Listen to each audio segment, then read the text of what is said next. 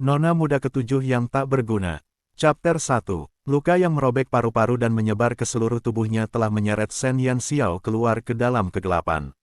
Dengan usaha keras untuk membuka kedua matanya yang sakit, kemudian disertai dengan cahaya terang yang redup dan suara yang menusuk telinga yang berputar di sekitar telinganya. Jika dirinya sendiri tidak memiliki kemampuan, jangan salahkan orang lain. Kali ini, dia sangat beruntung dan dapat diselamatkan, tetapi dia pasti tidak akan seberuntung ini di lain waktu. Sampah harus sadar bahwa dirinya sampah. Ini sungguh mempermalukan keluarga kita sampai-sampai seseorang masih bertindak gegabah setelah menyadari sepenuhnya bahwa dirinya sampah. Suara laki-laki dan perempuan terngiang-ngiang di telinga Shen Yanxiao. Siapa kedua bajingan ini yang berani mengutuknya sebagai sampah? Kapan organisasi itu mengeluarkan kedua bajingan yang sudah lelah hidup ini? Karena tidak mampu menahan rasa sakit di sekujur tubuhnya, Shen Yanxiao membuka kedua matanya untuk melihat ke arah asal suara itu. Anak muda dan gadis muda yang berusia sekitar 14 hingga 15 tahun itu berdiri di depan tempat tidur sambil melipat tangan mereka di dada. Penampilan mereka berdua cukup menonjol. Kecuali cara berpakaian mereka, mereka secara tak terduga terlihat sama. Setelah mereka menyadari bahwa orang yang berbaring di tempat tidur telah terbangun, mereka tidak hanya merasa sedikit khawatir akan ketahuan oleh orang yang dituduh, tetapi juga menunjukkan sarkasme di wajah mereka. Mereka kemudian menunjukkan penghinaan dan kebencian mereka seolah-olah mereka sedang melihat sampah. Hei, nona muda ketujuh yang tidak berguna dari klan burung vermilion kita akhirnya terbangun. Sungguh merupakan berkah dari leluhur bahwa kamu tidak meninggal secara tiba-tiba setelah cedera berat ini. Nona muda yang cantik itu memandang dengan hina dan juga tanpa menutupi kebenciannya terhadap Shen Yanxiao yang telah duduk di tempat tidur. Pemuda yang menarik dan cerdas itu kemudian mencibir sambil melirik wajah pucat pasi Shen Yanxiao. Dasar bodoh, nanti kau harus tahu bagaimana menjawab pertanyaan kakek. Kalau kau berani bicara omong kosong, aku jamin mulai sekarang, sebagian besar hidupmu akan dihabiskan dengan berbaring di tempat tidur. Penghinaan, ancaman, ejekan, dan permusuhan yang nyata itu tetap saja memancing sedikit kemarahan pada orang yang sedang duduk di tempat tidur. Shen Yanxiao saat ini sama sekali tidak dapat mendengarkan apa yang kedua bajingan itu katakan karena satu demi satu bagian dari kejadian aneh namun familiar membanjiri pikirannya sekarang. Kenangan yang sama sekali bukan miliknya itu datang seperti gelombang. Jika dia tidak menahan rasa mualnya, dia mungkin akan terbaring sekali lagi. Kenangan yang seharusnya menjadi milik orang lain sejak usia bayi yang meniru tangisan orang dewasa hingga menjadi gadis kecil berusia 13 tahun. Satu demi satu layar yang penuh dengan adegan yang berantakan tidak hanya membentuk rekaman pertumbuhan gadis kecil itu hingga berusia 13 tahun, tetapi juga memperkenalkan Shen Yanxiao ke dunia yang sama sekali tidak dikenalnya. Dunia ini benar-benar berbeda dengan masyarakat zaman modern, karena seluruh dunia ini berada di tengah-tengah perpaduan peradaban zaman kuno baik timur maupun barat yang dibanjiri oleh doki yang fantastis serta sihir mistis. Bahkan hanya dalam sebuah dongeng akan muncul seekor naga raksasa karena keberadaan seperti itu juga ada di dalam dunia yang aneh ini. Sebagai pencuri yang saleh dari abad ke-24, Shen Yanxiao sama sekali tidak berani percaya karena dia seharusnya sudah mati tetapi tiba-tiba terlahir kembali dalam tubuh bocah kecil ini dengan misteri yang tak terduga. Bahkan, Shen Yanxiao tidak tahu, apakah harus tertawa atau menangis karena bajingan kecil ini secara tak terduga memiliki nama yang sama dengannya. Keberadaannya saat ini berada di sebidang tanah yang disebut benua Guangming Cahaya. Daerah tempat dia berada adalah negara Kekaisaran Longxuan yang berada di dalam Kekaisaran Guangming. Adapun tubuh inang yang dimilikinya, itu tepatnya salah satu dari 5 klan besar di Kekaisaran Longxuan, nona muda ketujuh dari klan burung vermilion. Secara teori, itu seharusnya menjadi identitas dari kumpulan banyak orang yang menyayangi satu orang itu tetapi dari ucapan kedua bajingan tadi, tubuh inang yang dimilikinya adalah sepotong sampah yang tidak berguna sesuai dengan namanya. Chapter 2. Dengan dirinya sendiri sebagai bagian dari klan Vermilion Bird, namun tubuhnya tidak mampu mengolah salah satu dari mereka, doki dan sihir.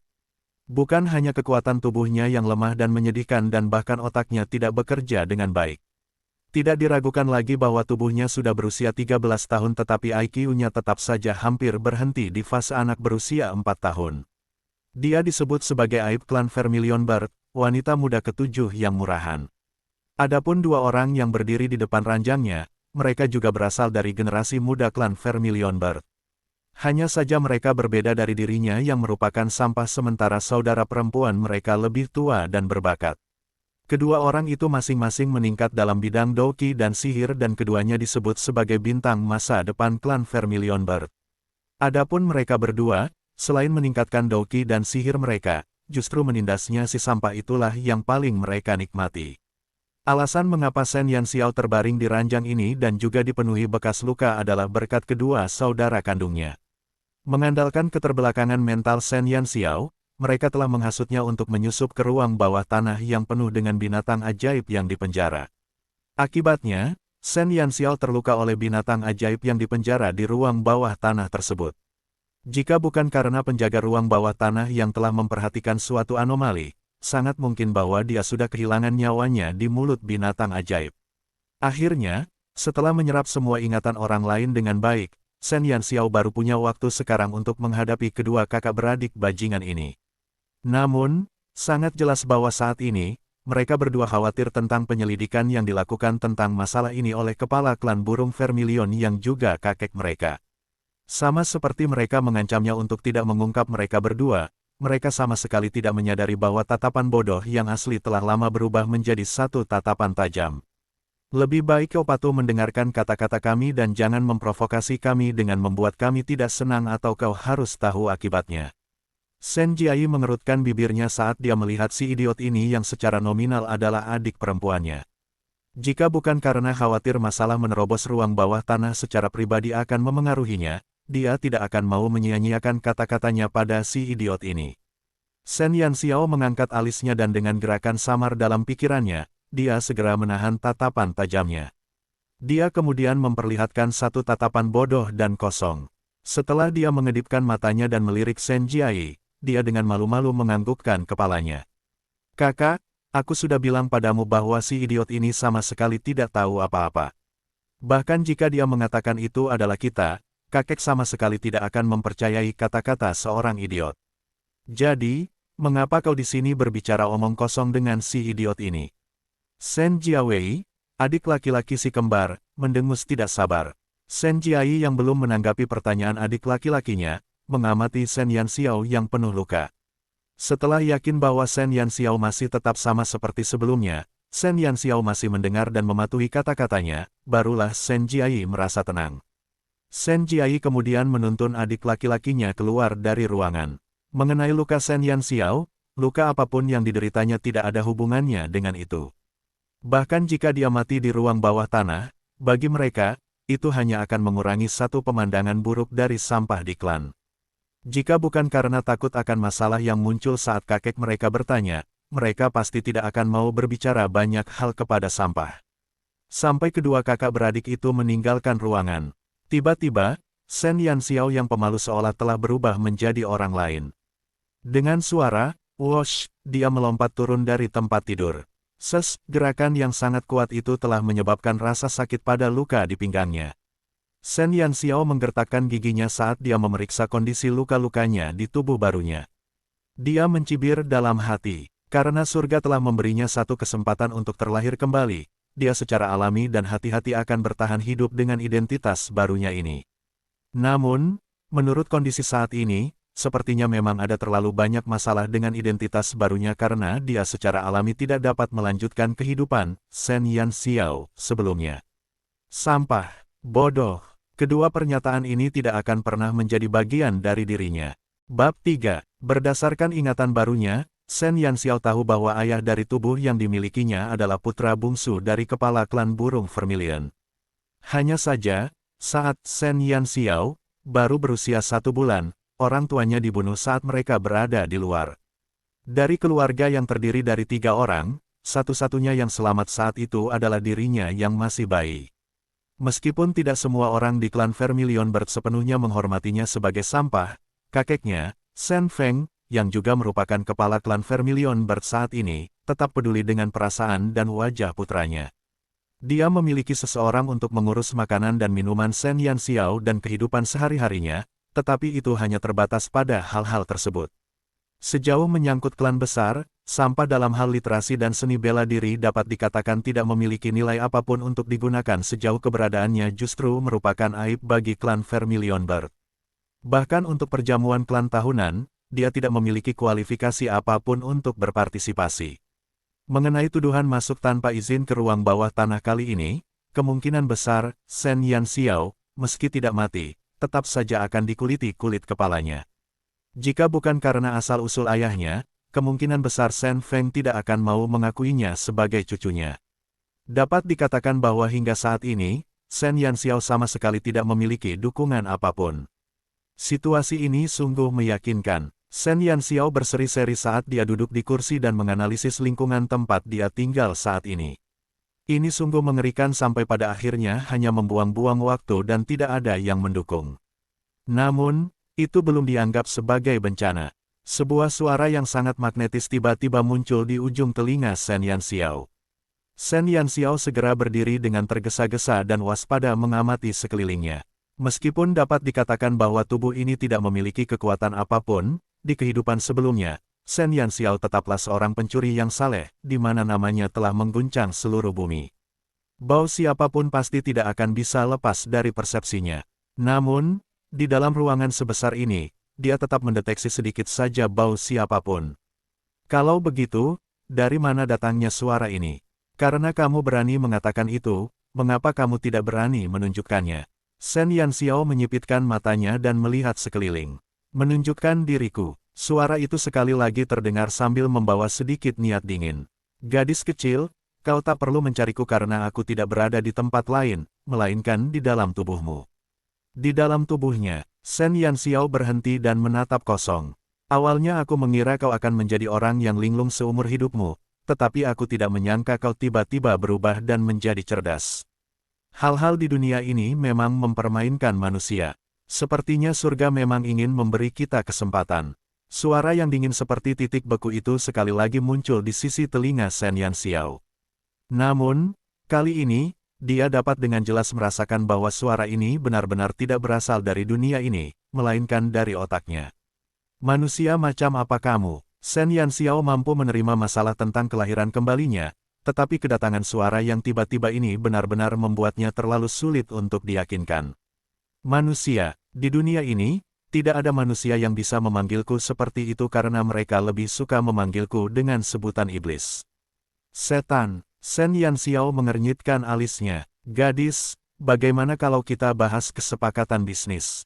Transaksi apa? Meskipun Shen Yanxiao tidak dapat mengetahui identitas orang itu, dia sudah jelas bahwa bajingan yang menyebut dirinya iblis ini benar-benar harus tinggal di dalam tubuhnya. Kau akan membantuku muncul kembali ke dunia manusia. Dan aku akan membantumu membuka segel yang akan membuatmu memperoleh kekuatan yang seharusnya menjadi milikmu. Segel. Semakin Shen Yanxiao mendengarkan, semakin bingung pikirannya. Gulung lengan baju kananmu. Petik 2. Untuk mematuhi suara itu, Shen Yanxiao menyingsingkan lengan bajunya. Di bagian atas lengan kanannya, ada tanda seukuran telapak tangan di kulit yang warna kulitnya sedikit lebih gelap dibandingkan dengan yang lain. Sebelumnya, dia telah memeriksa tubuh yang dimilikinya tetapi dia gagal memperhatikan perbedaan yang halus itu. Ini segelnya, sialan. Rahasia apa yang dimiliki tubuh kecil bajingan ini? Bab 4. Ini adalah Seven Stars Locking Moon, di mana ada 7 lapisan segel yang menyegel semua kekuatanmu, yang telah membuatmu menjadi orang biasa dan juga diejek sebagai sampah. Jika kau bersedia membantuku, aku akan membantumu membuka segelnya. Shen Yanxiao menatap benda yang sangat sulit dilihat orang lain yang ada di atas lengannya. Saat dia merenungkan keandalan kata-kata iblis, sudut mulutnya melengkung membentuk senyum iblis. Sebelum melanjutkan pembahasan detailnya, bukankah seharusnya kau menunjukkan sedikit ketulusan untuk memberitahuku seperti apa keadaan aliansiku di masa depan? Juga, mengapa kau bisa muncul di dalam tubuhku? Di seluruh dunia, kemungkinan besar ada beberapa orang yang mirip dengan Shen Yanxiao yang berani tawar-menawar dengan iblis yang ada di tubuhnya setelah kelahiran kembali mereka. Setelah beberapa saat hening, suara dingin itu bergema lagi. Mengenai kekuatan yang kau miliki sekarang, kau masih belum memenuhi syarat untuk mengetahui namaku dan kau bisa memanggilku Xiu untuk sementara. Mengenai mengapa aku ada di dalam tubuhmu, kau harus menunggu hingga kau membuka 7 lapisan segel. Baru setelah itu, Aku akan memberitahumu, karena saat ini kau terlalu tidak penting dan mengetahui terlalu banyak hanya akan mendatangkan malapetaka besar. Shen Yanxiao tersenyum karena dapat dikatakan bahwa selain nama yang tidak lengkap, Xiu, dia tidak memperoleh informasi berguna apapun. Itu bukan cara yang tepat untuk bernegosiasi. Bagaimana aku tahu bahwa setelah aku membantumu kembali ke dunia manusia, kau akan segera menyingkirkanku nanti? Kekuasaan adalah satu hal yang baik terutama untuk situasinya saat ini. Namun, sebelum dia sempat mengklarifikasi beberapa hal, dia tidak akan membiarkan bahaya masa depan yang tak terduga tersembunyi. Sebagai pencuri dewa kelas 1, potensi bahaya apapun juga akan diperhitungkan. Hanya setelah mengatasi semua bahaya, serangan itu pasti mengenai sasaran dan tujuannya akan tercapai secara diam-diam. Setelah terdiam beberapa saat, Xiu pun berkata, membunuhmu sama saja dengan membunuhku sendiri. Saat ini, aku melekatkan diriku dan hidup di dalam tubuhmu. Jika kau mati, jiwaku juga akan terbang dan berpencar. Informasi ini tidak buruk. Shen Yanxiao berseri-seri saat dia terus memperoleh informasi secara curang. Jadi, setelah kau bebas, apakah itu berarti kau bisa lega setelah melenyapkanku? Aku tidak akan pernah membunuhmu. Oh, kenapa? Shen Yanxiao membuka mulutnya sambil tersenyum senang sambil bertanya. Namun, ada perbedaan yang sangat besar antara senyum naifnya dan ketajaman di matanya. Selama aku memilih untuk tinggal di tubuhmu, kita sudah sepakat dan menandatangani perjanjian jiwa di mana aku akan kehilangan 90% jiwaku jika aku membunuhmu. Suara Xiu seperti gelombang yang tak tenang. Menderita kerusakan 90%. Shen Yanxiao benar-benar ingin bertepuk tangan. Meskipun masih belum jelas mengapa Xiu dapat melekat dan ada di dalam tubuhnya, dia sekarang dapat yakin bahwa Xiu sama sekali tidak akan bergerak apapun dalam situasi apapun karena semuanya seperti yang telah dikatakannya. Membunuhnya sama saja dengan bunuh diri. Sekarang, aku akan membuka lapisan pertama segelmu dan kau akan sekali lagi menerima kekuatan untuk mempelajari Doqi dan sihir. Ini akan menjadi hadiah pertamaku untukmu sebagai aliansi denganmu. Bersamaan dengan suara dingin Xiu yang bergema di dalam otak Shen Yanxiao tiba-tiba merasakan ledakan rasa sakit yang tajam di lengan kanannya. Rasa sakit yang menusuk itu mirip dengan gelombang besar yang mengguncang bumi yang datang dan menyapu saat datang.